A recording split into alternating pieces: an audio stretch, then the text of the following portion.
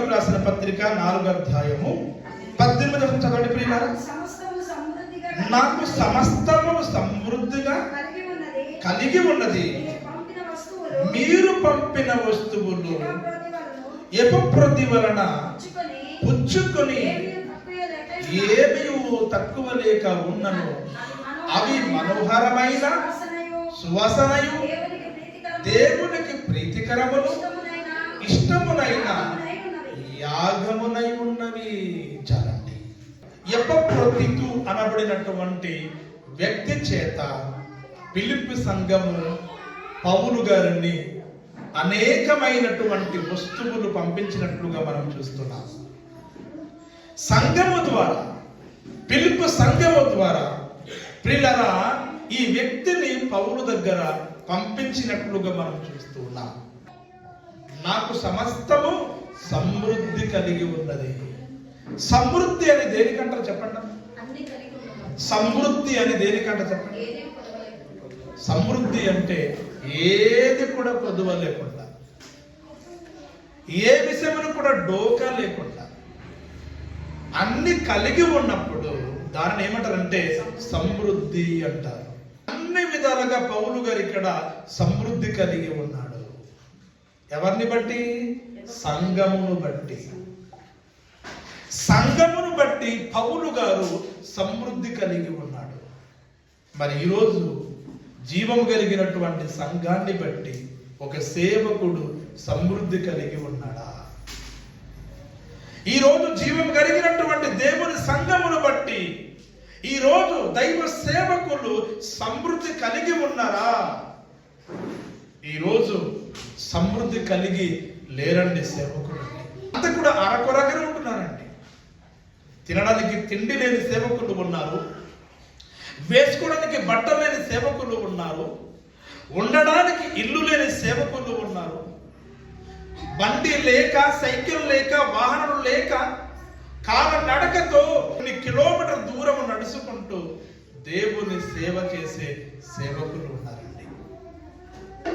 ఉండడానికి ఇల్లు లేదు, ఆరాధించడానికి మంచి స్థలము లేదు, మందిరములు లేకుండా ఈరోజు ఎన్నో సంఘాలు ఉన్నాయి, ఎంతో మంది సేవకులు ఉన్నారండి ఈరోజు. కానీ ఇక్కడ పౌలు గారు ఫిలిప్పీ సంఘాన్ని బట్టి, మీరు పంపించినటువంటి వస్తువుల్ని బట్టి అన్ని కూడాను సమృద్ధి కలిగి ఉన్నాను, నాకు ఏది కూడా లోటు లేదు, నాకు ఏది కూడా కొదువ లేదు అని పౌలు గారు ఒక సంఘాన్ని పొగుడుతున్నాడు, మెచ్చుకుంటున్నాడు. ప్రియమైనటువంటి దేవుని సంఘమా, దేవుని పిల్లలారా, మీ బట్టి, మీ ద్వారా ఒక సేవకుడికి సమృద్ధి ఉండాలి, సంఘానికి సమృద్ధి ఉండాలి, దేవుని సేవకుడికి సమృద్ధి ఉండాలి. ఏ సంఘమును బట్టి ఒక సేవకుడు సమృద్ధి కలిగి ఉండి చక్కటి పరిచర్య చేస్తూ ఉంటున్నాడో పిల్లరా, అటువంటి కార్యము దేవుని దృష్టికి అనుకూలమటండి, అది దేవునికి ప్రీతికరమటండి, అది దేవునికి పిల్లరా మనోహరమైనది, ఇష్టమునైనటువంటి యాగము అని దేవుని యొక్క లేఖనాలు సెలవిస్తూ ఉన్నాయి. దేవునికి ఇష్టమైన కార్యం అటండి ఏది? ఇదిగో సంఘాన్ని బట్టి సేవకుడు సమృద్ధి కలిగి ఉన్నతంగా దేవుని పని చేయుటకు పిల్లరా అది దేవునికి అనుకూలం అంటున్నాడు. అంతేకాకుండా పిల్లరా 19వ వచనం చదవండి పిల్లరా. కాగా దేవుడు తన ఐశ్వర్యము చొప్పున క్రీస్తు యేసునందు మహిమలో మీ ప్రతి అవసరము తీర్చును. కాగా దేవుడు తన ఐశ్వర్యము చొప్పున క్రీస్తు యేసునందు మహిమలో మీ ప్రతి అవసరము తీరుస్తాడు. మన ప్రతి అవసరములు దేవుడు తీరుస్తాడు. అంటే ఈ వాక్యాన్ని బట్టి మనకేమర్థం అవుతుంది? ప్రతి మనిషి కూడాను అవసరం ఉంటుంది. భూమి మీద నీ అవసరాలు తీరాలి అన్నా, పరలోకములో నీ అవసరాలు తీరాలి అన్నా పిల్లరా, మీరు చేసిన పని ఏంటి తెలుసా అండి? దేవుని పని కోసం ఒక్కొక్క వ్యక్తి ముందుకు రావాలండి.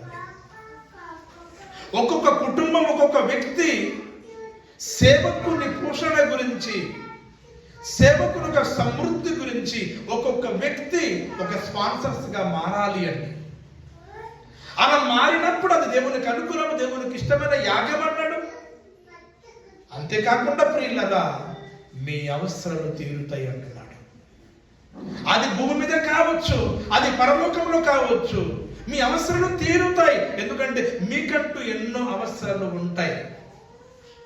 నాకు ఏ అవసరం లేవండి అన్నవాడు భూమి మీద ఒక్కడు కూడా లేడు. ప్రతి మనిషికి ఎన్నో అవసరాలు ఉంటాయి. కొంతమంది బయట చెప్పుకుంటారు, మరికొంతమంది చెప్పుకోరు ప్రియులారా, మనసులు ఉంచుకుంటారు. కానీ ప్రతి మనిషి కూడాను అవసరాలు ఉంటాయి. మరి మీ అవసరాలు తీరాలి అంటే, మీ అవసరాలు నెరవేర్చబడాలి అంటే, ఇదిగో ఫిలిప్పు సంఘం చేసినట్లుగా మీరు చేయాలి. ఫిలిప్పు సంఘము అనేకమైన వస్తువులు పౌలు గారికి పంపిస్తే, పౌలు గారు ఏ లోటు లేకుండా, ఏ కొదువ లేకుండా అన్ని సమృద్ధి కలిగి ఉన్నాడు. తద్వారా ఏ సంఘము చేత పౌలు గారు సమృద్ధి కలిగి ఉన్నాడు, ఆ సంఘానికి దేవుడు అంటున్నాడు, మీ అవసరాలు తీర్చబడతాయి. ఏంటి చెప్పండి? మీ అవసరాలు తీర్చబడతాయి. మరి మీ అవసరాలు తీర్చబడాలి అంటే అది కూడా 1, 2 కాదు, ప్రతి అవసరములు అన్నాడు. ప్రతి అవసరములు 1, 2, 3 అని కాదు. నీకు ఎన్ని అవసరాలు ఉంటాయో అది నీకే తెలుసు. మన సంఘానికి ఎన్ని అవసరాలు ఉంటాయో అది మనకే తెలుసు.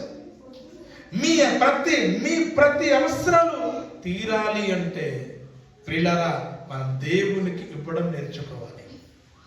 మనమే స్పాన్సర్స్ గా మారాలి. ఈరోజు మన ఇండియా దేశంలో పరిచర్య జరగడానికి ఎక్కడో అమెరికా నుండి, విదేశీ నుండి ప్రియులారా స్పాన్సర్ చేస్తూ ఉన్నారు. మన దేశంలో మనకు పరిచర్య జరగడానికి విదేశీ డబ్బు అవసరమా? ఫారెన్ డబ్బులు అవసరమా? సమస్త డబ్బులు అవసరమా? అలాంటప్పుడు మరి నీవు దేనికి ఉన్నా అని నువ్వు స్పాన్సర్ చేయవా? నీ స్పాన్సర్స్ గా మారవా? వాడు ఇస్తేనే జరుగుతుందా? కాదు, నీ ద్వారా కూడా దేవుడు జరిగిస్తాడు. నీ ద్వారా కూడా దేవుడు జరిగిస్తాడు. నీ ద్వారా ఎప్పుడైతే జరుగుతుందో మీ ప్రతి అవసరములు దేవుడు తీరుస్తాడు.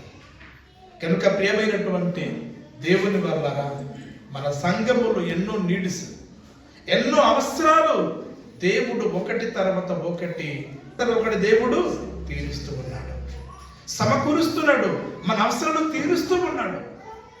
ఆత్మీయంగా ముందుకు సాగి దేవునికి ఉన్నతంగా మీరు ప్రేమించి మీ అక్కరాలు, మీ అవసరాలు తీర్చబడాలి అంటే దేవుని కోసం బ్రతకాలి అని ఈ కొద్ది మాట చెప్పి ముగిస్తున్న దేవుడు మీకు, మీ కుటుంబములను ఉన్నతంగా దీవించును గాక.